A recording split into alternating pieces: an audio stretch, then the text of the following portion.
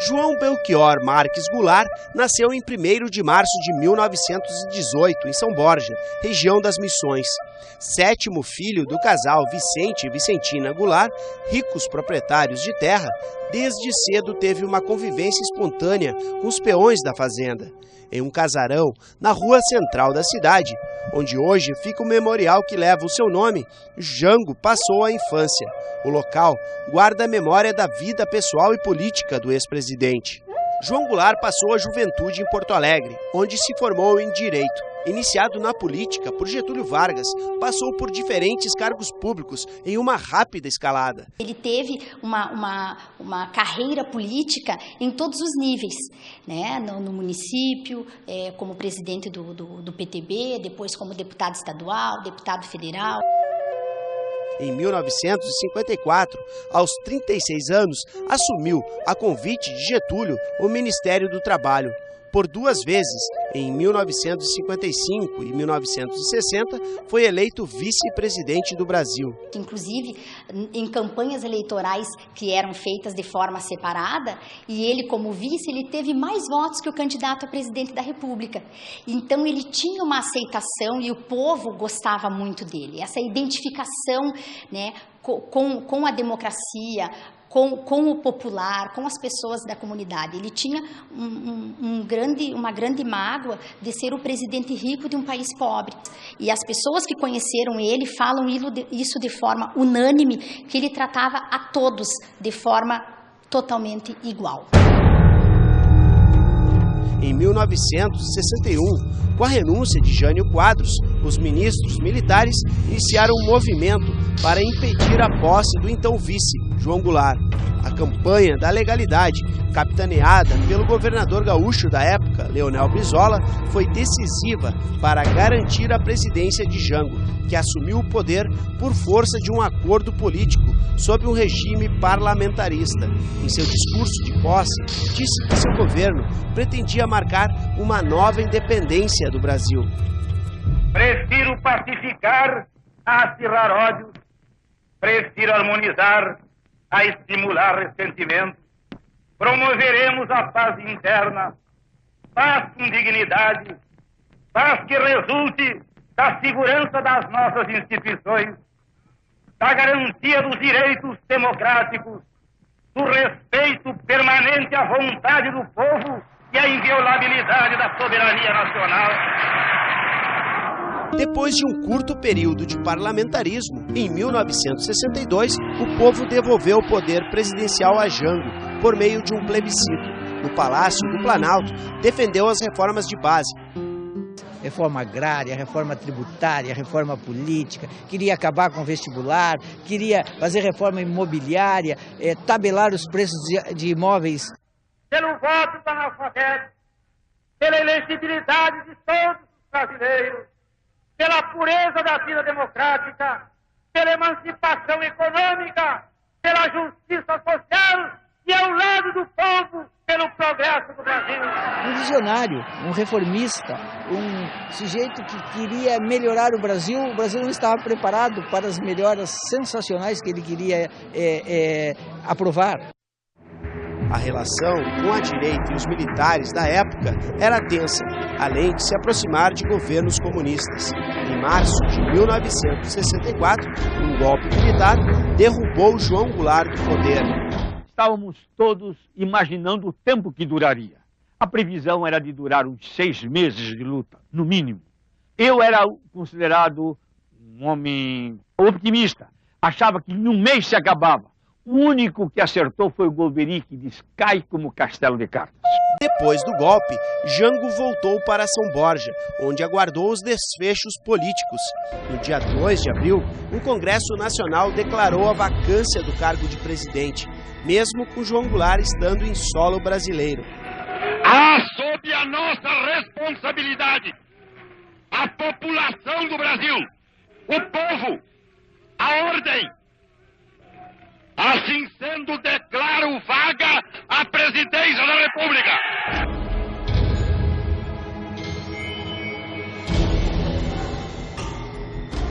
Jango decidiu partir para o exílio.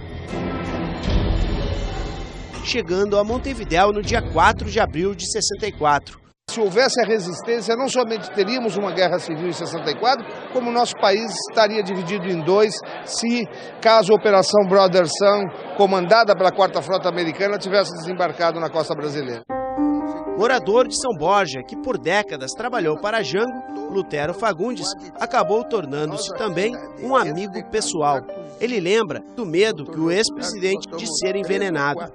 Ali, quando eu chegava lá, que ele me convidava para cozinhar para ele, cozinhava porque ele tinha medo que envenenasse a refeição dele. Ele tinha conhecimento. E 12 anos depois do golpe que o tirou da presidência da República, Jango morre deitado na cama. Lá em 75, o que estava havendo no mundo? Jimmy Carter, candidato a presidente dos Estados Unidos, tinha o seu discurso de campanha baseado nos direitos humanos, no respeito aos direitos humanos. E anunciava publicamente que não iria apoiar mais, como haviam feito governos anteriores, as ditaduras do Cone Sul, que inclusive cortaria a remessa de recursos financeiros, o envio de armas. O que assustou sobremaneira os militares da nossa região, que estavam no poder. Se quiserem fazer uma redemocratização, quem serão os eleitos? E o que era a Operação Condor? Era atacar os dissidentes que estão no exterior. Aqueles que legalmente estavam inalcançáveis, do ponto de vista legal. 3 figuras importantes do cenário político brasileiro: Juscelino Kubitschek, João Goulart e Carlos Lacerda. Em 9 meses, estas 3 figuras morrem. Então, vamos ver exatamente o que estava acontecendo.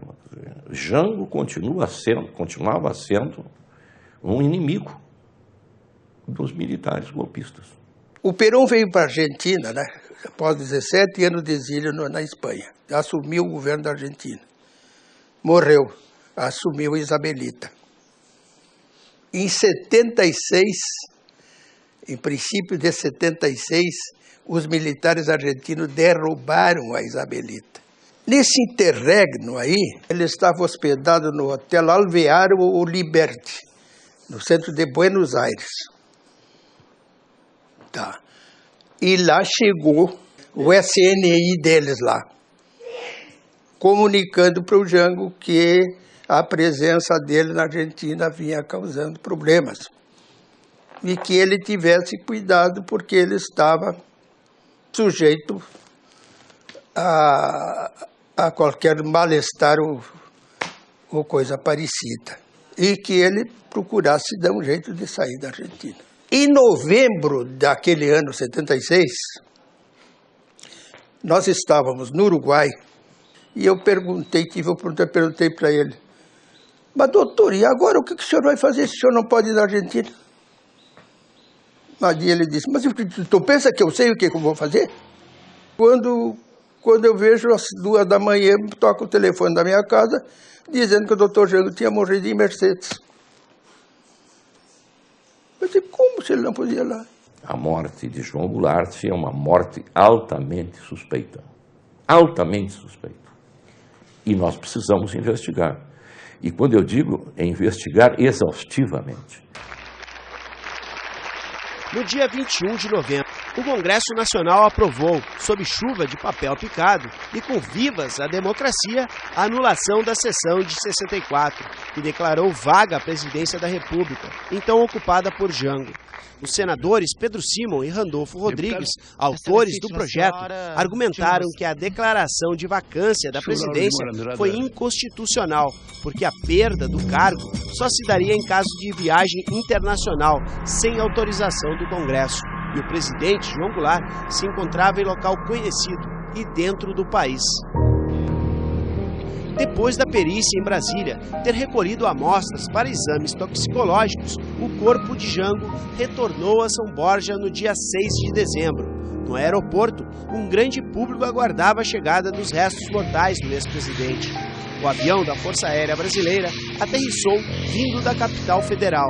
O esquife, coberto pela bandeira do Brasil, foi retirado da aeronave e colocado em um caminhão aberto, onde percorreu um pequeno trajeto pela pista.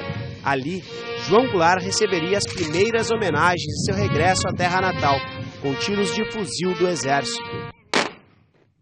Depois, a urna funerária foi colocada em cima de um veículo do Corpo de Bombeiros e seguiu, acompanhada por populares e protegida pela guarda de honra da Brigada Militar, até a igreja matriz da cidade. O esquife foi colocado em frente ao altar, ficando ao alcance do público, que lotou o templo para se despedir mais uma vez de Jango. O Congresso Nacional realizou no dia 18 de dezembro uma sessão solene para devolver simbolicamente o mandato presidencial de João Goulart. A presidenta da República, Dilma Rousseff, e os familiares de Jango participaram da cerimônia. O ato busca encerrar um capítulo aberto pelo golpe militar de 1964. Representa a busca da verdade, da memória, é uma reparação, portanto também tem aspectos de justiça diante de um presidente constitucionalmente no cargo que foi deposto, e com a deposição do presidente João Goulart, todos nós vivemos uma noite escura da ditadura militar no país. Então o significado disso para nós é reforçarmos a democracia, o valor da liberdade. Quando se trata da ditadura brasileira, a busca pela verdade ainda enfrenta muitos desafios. O país é o que menos investigou até hoje o período de exceção entre as ditaduras sul-americanas. Para quem está à frente da busca pela verdade, a tarefa é permanente. Essa juventude hoje dê valor para a democracia, né? Porque não faz muito tempo. Do ponto de vista histórico, foi ontem que eu não poderia estar aqui conversando com vocês agora. Então, esclarecer isso e por que o João Goulart foi tão injustiçado na história e que finalmente agora ele pode, né, com essas honras de chefe de Estado, e para além da exumação, a gente continuar investigando, ouvir as testemunhas que moram nos Estados Unidos, levantar mais documentos. A Lei de Acesso à Informação nos possibilita isso hoje também, né, que a partir de agora outras informações surjam documentais, que pode ser esse ano, pode ser daqui 5 anos. Eu acho que o país se abriu para essa perspectiva.